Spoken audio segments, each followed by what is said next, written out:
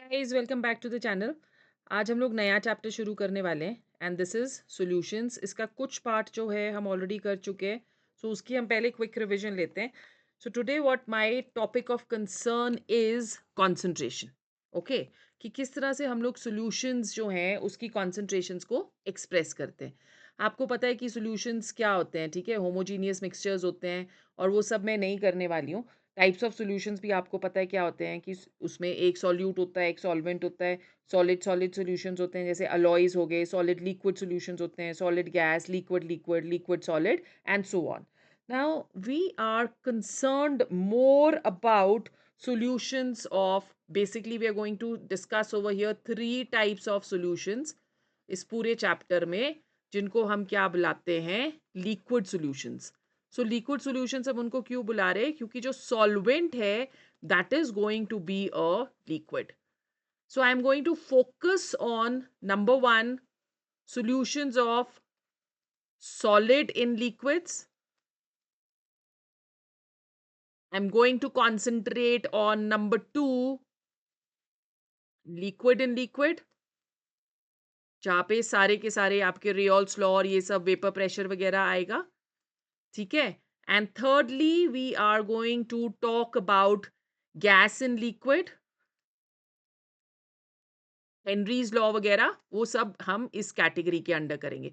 तो हम लोग ये तीन लिक्विड्स के ऊपर, तीन सॉल्यूशंस के ऊपर कॉन्सेंट्रेट करने वाले. Okay, all right. So let's go without wasting any time. We are going to go on to methods or modes of expressing concentration. ये ऑलरेडी मैं काफ़ी डिटेल में आपके साथ कर चुकी हूँ, सो सिर्फ रिविजन है. जो पुरानी वाली वीडियो है उसको आप देख सकते हो मोल कॉन्सेप्ट में, राइट. उसके लिंक्स भी मैं नीचे शेयर कर दूंगी. सो मेथड्स ऑफ एक्सप्रेसिंग कॉन्सेंट्रेशन में हमारे पास, मतलब बेसिकली हम लोग क्या बोलते हैं, कॉन्सेंट्रेशन का मतलब क्या हुआ कि कितना सॉल्यूट प्रेजेंट है एक सॉल्वेंट में. सो दोनों के जो अमाउंट्स हैं they are going to be exact. ठीक है, exact quantity of solute present in exact amount of solvent of that solution. तो एक solution of non known concentration अगर हम लोग लेते हैं तो उसको हम बुलाते हैं क्या, that is known as standard solution. ठीक है, सो स्टैंडर्ड सॉल्यूशन क्या हुई, जिसकी कॉन्सेंट्रेशन हमको ऑलरेडी पता है, that is known as a standard solution. Now, there are a lot of modes of expressing concentration. Let's talk about those modes. The first one is molarity. Molarity को हम लोग denote करते हैं with capital M. So ये सबसे common unit है of expressing the concentration of a solution.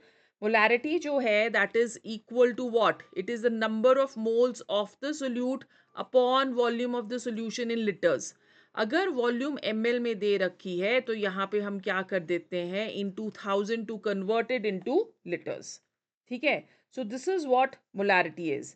Now suppose आपको prepare करना है 0.1 मोलर सॉल्यूशन ऑफ NaOH.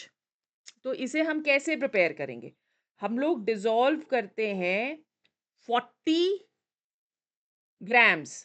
जो मोलर मास है NaOH का, molar mass that is equal to 40. तो we will dissolve 40 grams of NaOH and into its molarity, which is 0.1.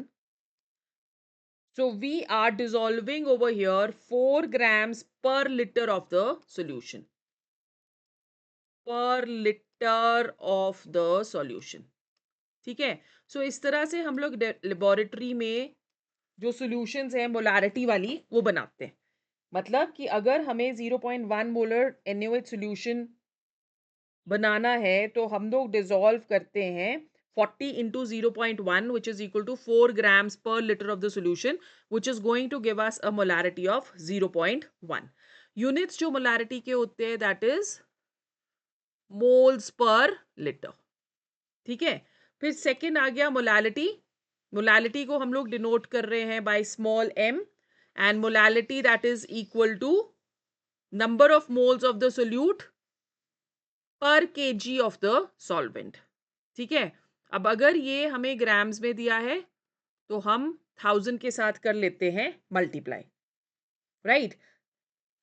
अगर हमको 0.1 molar Na2CO3 बनाना है, ये सॉल्यूशन बनानी है हमने इतनी मोलालिटी की, तो हम लोग, इसका मोलर मास है 106, तो हम लोग कितने ग्राम्स जो है 1 kg ऑफ वाटर में डिसॉल्व करेंगे, that will be equal to 106 into 0.1, which is equal to 10.6 grams per kg of the solvent और per kg of water। ठीक है, समझ में आ गया, राइट। अब इसका जो यूनिट होता है that is moles per KG. This is going to be the unit. Let's go on to normality. Normality जो है of a solution that is the number of gram equivalence of the solute dissolved per litre of the solution. इसको capital N के साथ करते हैं, तो normality is equal to number of gram equivalence, और you can say directly weight of the given solute upon its equivalent weight into volume into 1000। ठीक है, सो equivalent weight कैसे हम कैलकुलेट करते हैं ये भी मैं ऑलरेडी काफी डिटेल में कर चुकी हूँ, डिस्क्रिप्शन में आप इसका भी लिंक देख सकते हो। नाउ नॉर्मेलिटी, अगर हमको strength of the solution find करनी है तो वो भी हम नॉर्मेलिटी से कैलकुलेट कर सकते हैं। So strength of solution that is equal to normality into equivalent weight of the solute।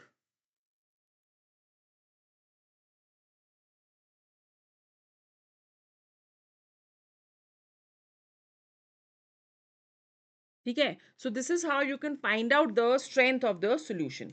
अब मोलारिटी और नॉर्मेलिटी के बीच में रिलेशन होता है, तो नॉर्मेलिटी इनटू इक्विवेलेंट वेट क्या हो गया, that is the strength of the solution as we just said. So normality into equivalent weight that is equal to strength of the solution.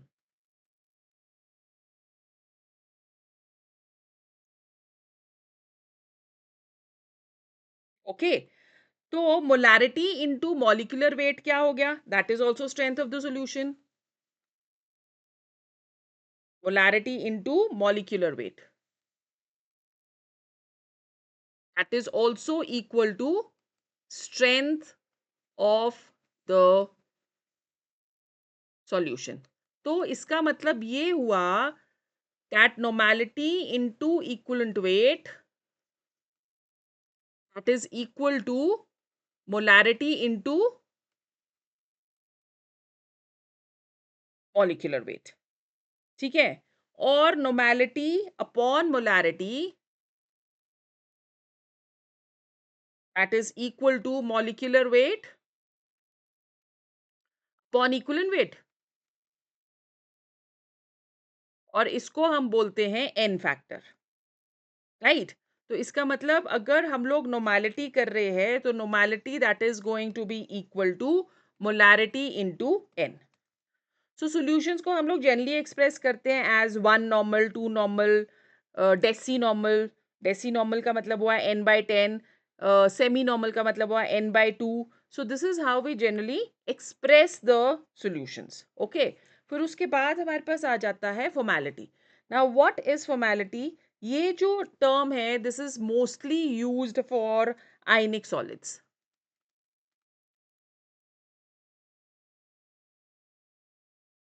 ठीक है, सो आयनिक सॉलिड्स जो dissolve होते हैं in a polar solvent to give cations and anions, right. Now हम generally इसको कैसे define करते हैं, this is defined as amount of solute in grams, amount of solute in grams per liter of solution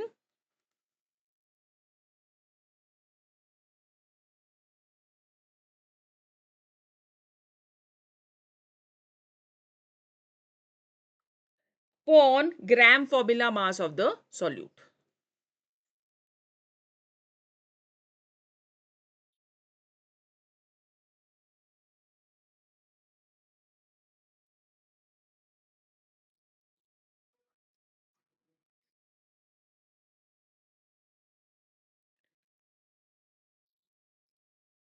So this is what formality is. ठीक है, फिर हमारे पास आ जाता है मोल फ्रैक्शन. सो मोल फ्रैक्शन को हम लोग डिनोट कर रहे हैं as x. So if we have a binary solution A B, then x A that would be equal to number of moles of A upon total number of moles, which is Na plus Nb. And if we're taking xb, xb will be equal to Nb upon Na plus Nb.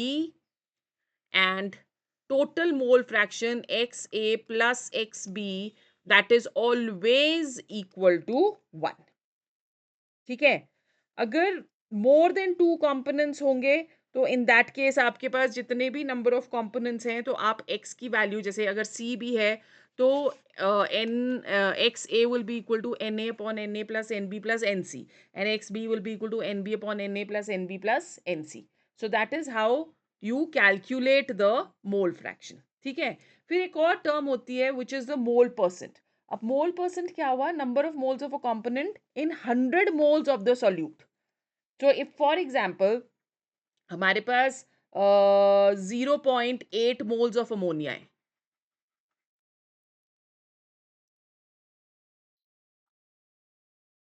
ठीक है, if we have 0.8 moles of ammonia and 1.2 moles of water.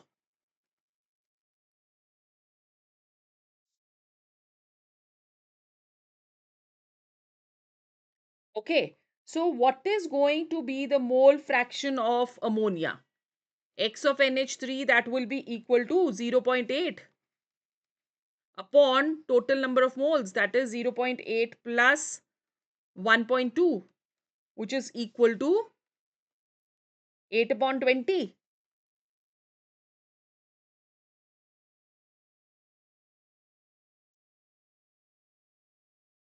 ठीक है, सो मोल percent क्या होगा फिर? मोल percent that will be equal to 8 upon 20 into 100. तो मतलब 40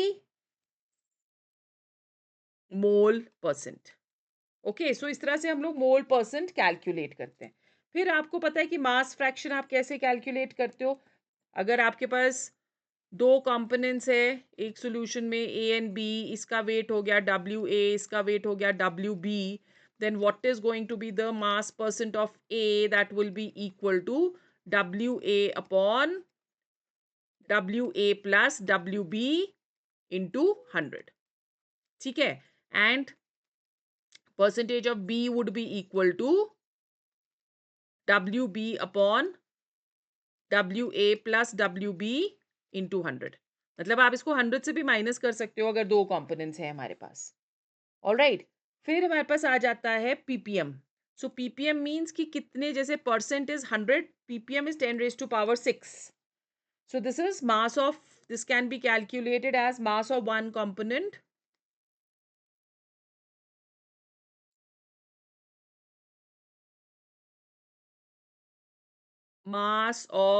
component upon total mass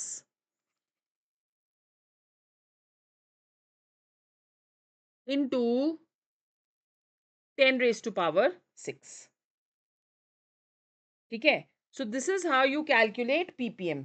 and what is percent by volume? Percent by volume का मतलब क्या हुआ कि अगर सॉलिड या लिक्विड डिसॉल्व है इन अ लिक्विड तो उसको हम लोग एक्सप्रेस करते हैं बाय डब्ल्यू बाई वी. ठीक है, सो परसेंटेज अगर हमको इसकी कैलकुलेट करनी है तो how do we calculate? That will be equal to whatever the weight is upon total volume into 100. तो किसी भी एक कंपोनेंट का, जैसे डब्ल्यू ए हमने ले लिया, so this is going to be the parts by volume of A. Understood? So this is all what we have in our class today. कल वाली क्लास में हम लोग वेपर प्रेशर ऑफ सॉल्यूशंस और रेयॉल्स law को बहुत अच्छे से डिस्कस करेंगे. And we will start with the colligative properties in our next class. So just keep preparing.